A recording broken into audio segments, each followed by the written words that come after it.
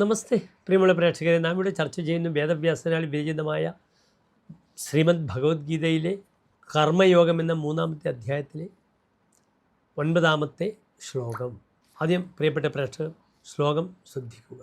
യജ്ഞാർത്ഥാത് കർമ്മണോന്യത്ര ലോകോയം കർമ്മബന്ധനഃ തദർത്ഥം കർമ്മ കൗന്ദേയ മുക്തസംഗ സമാചര.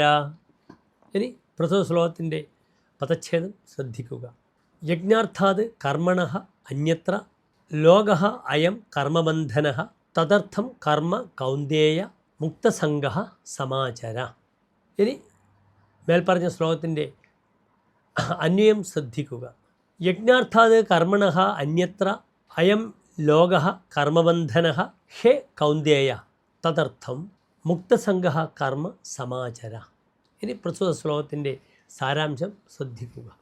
യജ്ഞമെന്ന നിലയിൽ അനുഷ്ഠിക്കപ്പെടുന്ന കർമ്മത്തിൽ നിന്ന് അന്യമായ കാമ്യകർമ്മങ്ങളാൽ ഈ ലോകം ബന്ധിക്കപ്പെടുന്നു.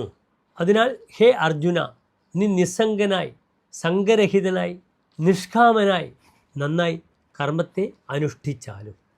ഇതാകുന്നു പ്രസ്തുത ശ്ലോകത്തിൻ്റെ സാരാംശം. നമസ്തേ.